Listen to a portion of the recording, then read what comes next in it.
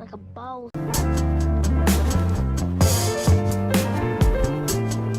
All right, ladies. So today we're gonna get a little dark, and this is something that, how can I say this? It's what makes my channel different from most channels. I'm one of the only dating coaches who sort of gives advice with dark psychological tactics, but also I like to give you guys a warning because I don't want to create a gang of abusers. All right, that is not my purpose.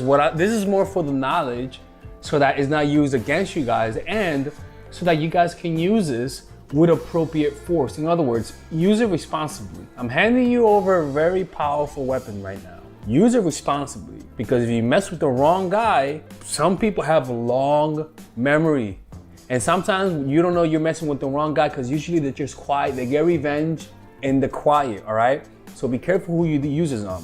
Now let's begin. All right, so the key to what we're gonna be talking about in terms of creating pain and giving the pain that he wants, it sounds wrong, but it's all about creating guilt and insecurity. Because guilt and insecurity is what makes somebody more viable to bend to your will. And when you do this, you sort of become the end all be all to a guy. You are the one that's able to wound him and at the same time heal his wounds. You see, you become the oppressor and you become their liberator in a way, right? But if you really think about it, ladies, just think about this. Anyone who's in love with you, you have that kind of power over them. The problem that happens, the reason why women have unsuccessfully seduced the guys, the reason why some women struggle getting the guys they like is because they're able to bring him in, but they're not willing to give him the finishing blow. Not the kind of blow that we're talking, not the kind of blow that, not that kind of blow, but the finishing blow, all right? Because the key to all of this is this: the lower the lows, the higher the highs. And you think guys don't want that.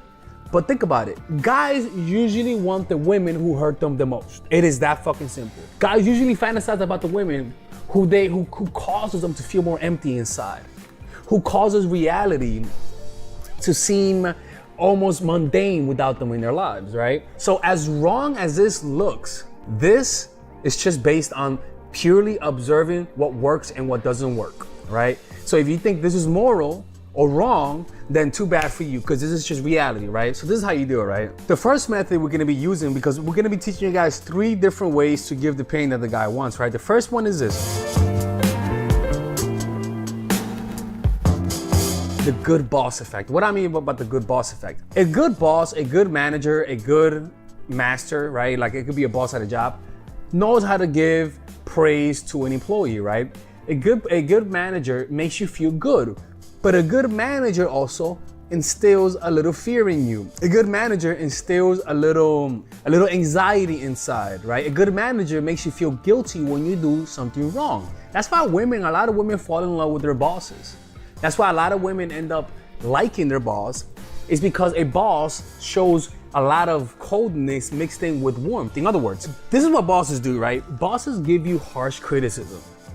They make you feel a little inferior from time to time, right? They'll tell you, this is what you're doing wrong, you gotta fix it, right? And that criticism makes you feel down. So then when you do what's right, they give you praise, and all of a sudden, they have a control when you feel good and when you feel bad. So how do you do it? How do you use the good boss effect on the guy you're with, right? Simple as this. For the first few weeks of seeing him, right? If you're a nice girl, right? This applies to the nice girls, because if you're a bitch, then this doesn't apply to you. But if you're a nice girl, what you want to do is first create a sense of security, right? You are consistent with him. You show him your good face. That's how you bring him in, right? You bring him in with your niceness, right?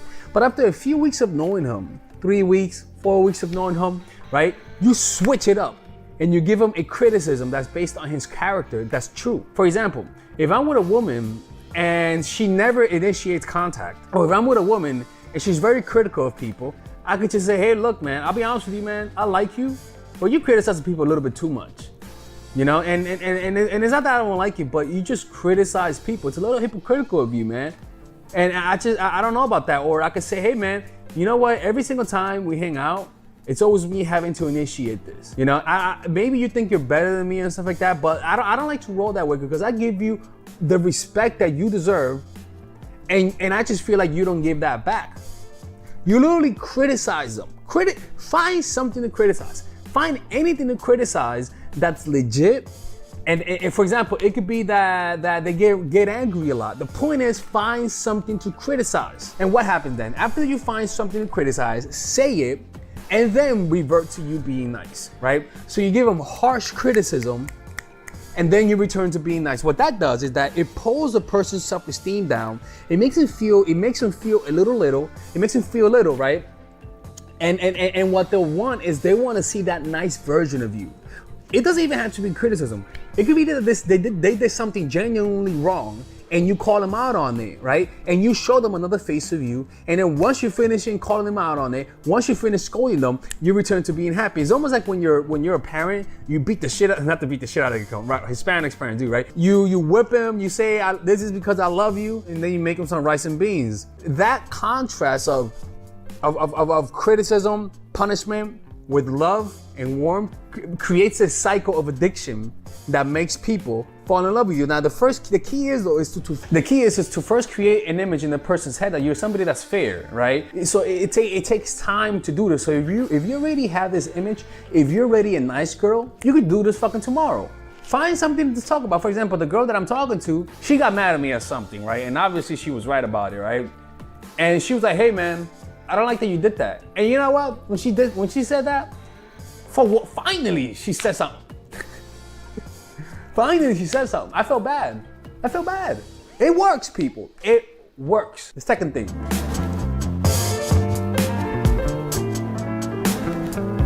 So the last one was about creating guilt, right? Creating insecurity, but the last one was a little bit too direct. This one is more indirect and more insidious. And to be honest with you, indirect is much better than direct. So all you gotta do is learn how to insinuate things and create insecurities through your insinuations. For example, so you could talk about how, let's just assume he's a skinny guy, right? He's a skinny guy, right?